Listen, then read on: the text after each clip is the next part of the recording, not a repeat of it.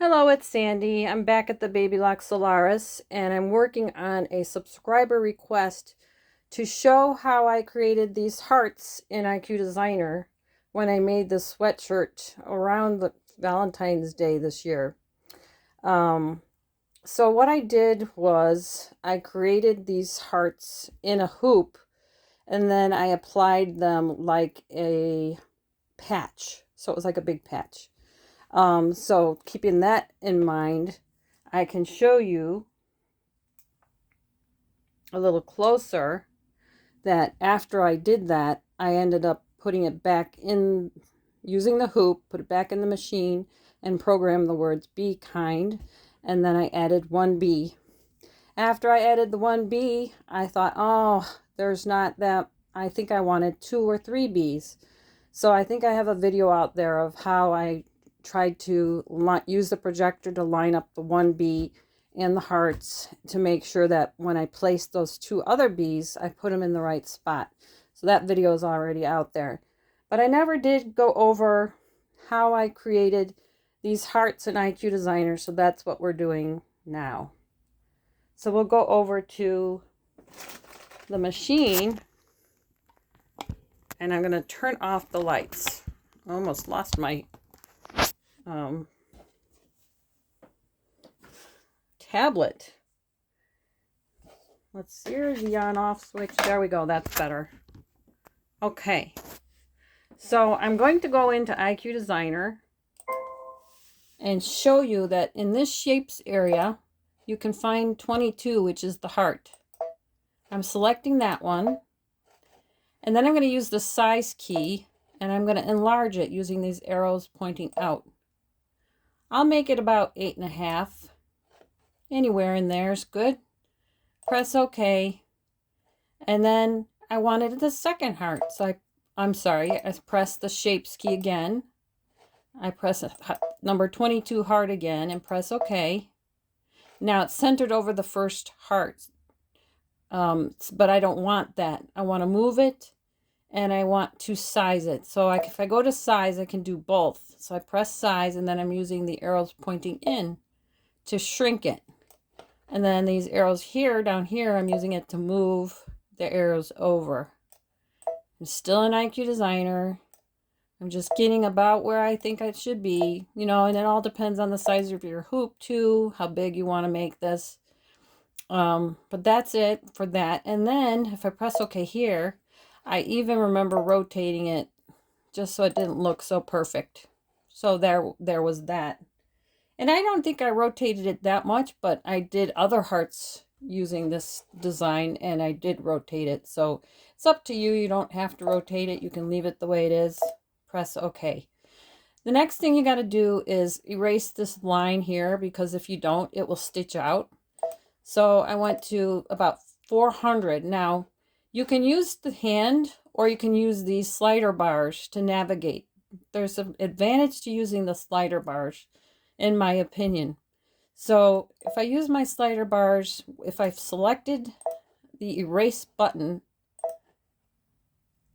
you can see it's highlighted. And whenever I use the slider bars, it stays highlighted, whether it's this one or this one. So I want to erase that line. So I'm going to use the eraser now. And it's good to remember to take your finger off your work so that the machine saves the work that you've done. Otherwise, if you've done something wrong, if you erase too much, you have to go. If you do the back button, it might erase. It might remove too much of the erasing that you worked on. So now watch how, if I use this slider bar down here, watch how this stays selected. See? But if I use the hand up here, watch what happens. So I can use the hand to move the screen around, but then I have to select that button. If you're doing a lot of erasing, like I've had to do with some of the projects I've done, that became a little bit irritating. So rather than continuing to have to reselect, I would just use these slider bars.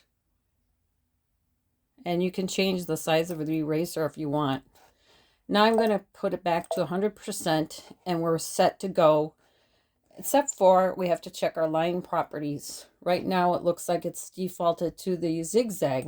I don't want that, so I'm going to press the line properties and then press this straight stitch. And I can change it to blue just so I know that the straight stitch is applied. So I'm going to press the bucket key and then hit the heart, and it changes both hearts blue. So the next thing I would do is go to next. It wants to know if I want to change the run pitch, which is the stitch length. I think I'm going to leave that, but I'm also going to save it to memory because we're going to come back and use this heart. Because right now we're creating the placement stitch for the embroidery work. I'm going to press memory and save it to the machine and come back to that later.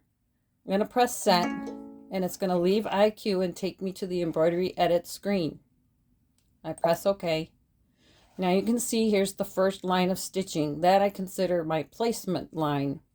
So picture that you've got my fabric. I had 2 pieces of fabric, a floral and a bright pink. And I put them together. I think I might have used some, I might have or may not have used temporary adhesive spray just to get them to stay together. But I think I hooped some tearaway in a hoop, and then the idea is you run this first stitch, you put the fabric down over the first stitch, and then you need a tack down. So in order to have a tack down, we have to go to this edit menu and we have to duplicate, so using this key. Then once we duplicate it, a lot of times you can press the center and it will line up right over the top, but it doesn't in this case, so you have to use these move arrows to get it to line up. And you'll get used to it if you've got a machine that you've got it lined up when the line gets real light, because you can tell that the 2 hearts are stacked right on top of each other.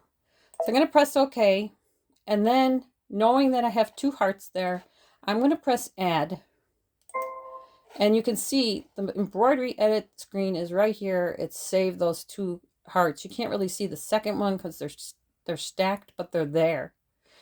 Then I'm going to go back into IQ Designer down here, and I'm going to pull out of this pocket that heart, the 2 hearts that I saved here.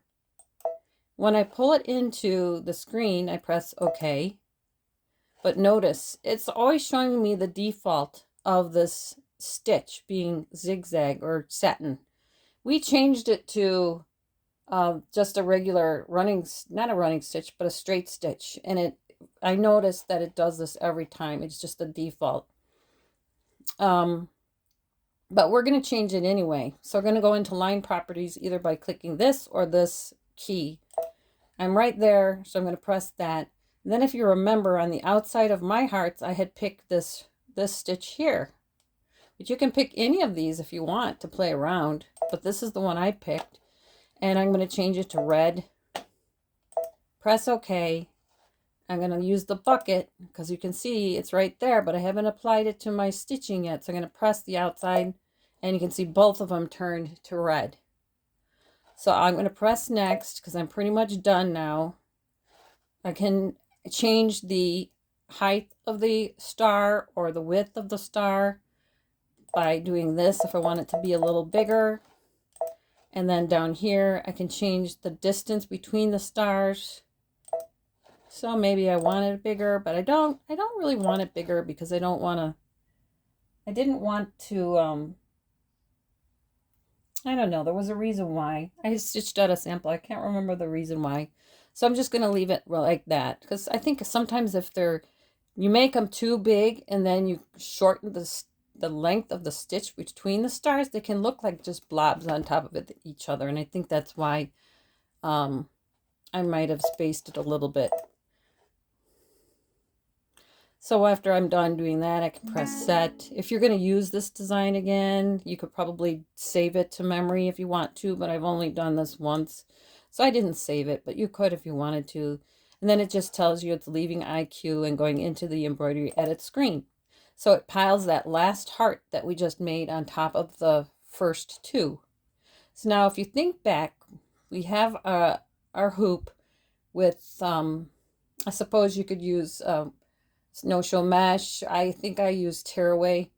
And then I went ahead and I went into embroidery and I stitched this first heart. That was the placement line. Then I laid down the 2 pieces of fabric, and then I took it out of the machine, put it back in the machine after I laid the fabric, and went on to the second one. So if I use the needle plus minus and arrow down, you can see the second set of hearts is the same as the first. So that was considered my tack down stitch. After I did the tack down stitch, then I trimmed away, the pink was on top, the floral was on the bottom, so I trimmed away the pink, and I actually did on the outside like a fringe. I don't think I trimmed away the outside. No, I didn't trim it away until I did this final stitching. I did not trim it away, now that I think back, because I wanted to make sure that this last row of stitching with the stars got stitched down really good before I trimmed away the inside and the outside. So that's what I did. I did the tack down, which sewed around the fabric and made sure it was really secure before I went down to the next thread, and then did this beautiful outline stitch for both hearts here. Once I did that, then I went in and I trimmed away the inside fabric. So the pink was on the top, the floral was on the bottom, but when I trimmed away the pink, the beautiful floral appeared. So that's the reverse applique part. And then I hooped my sweatshirt. I think I did some spray adhesive on the back of the whole design that I had cut out, and sprayed it down to the sweatshirt, marked it, of course, marked center and all of that good stuff. And then I did stitching, straight stitching all around. So I kind of tacked it down like a, I went around the inside and the outside using a straight stitch just to adhere the patch to the front of my sweatshirt. After I did that, I hooped the sweatshirt and I added the words, "Be kind." If I go back to the sweatshirt. So I had done the tack down stitch. I had done the beautiful star stitch outline. Then I trimmed away the fabric and revealed the beautiful floral fabric. Then I hooped my sweatshirt,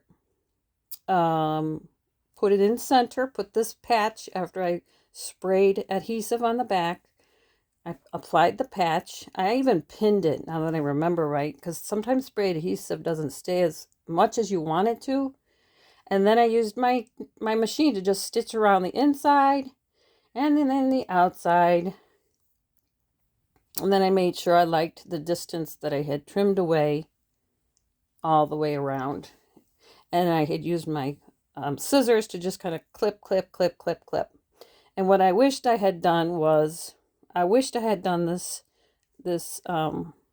fringing on the inside, because I think that would have looked good if it was on both sides, but it still looks really good. And you can tell that I washed it because it's getting nice and rugged looking. But that's how I did the hearts on the sweatshirt, and I hope it makes sense. So I definitely think it helps to learn how to make the placement, tack down, and decorative stitch. I think that really helped me out in creating this sweatshirt. Thanks for watching. Until next time, take care.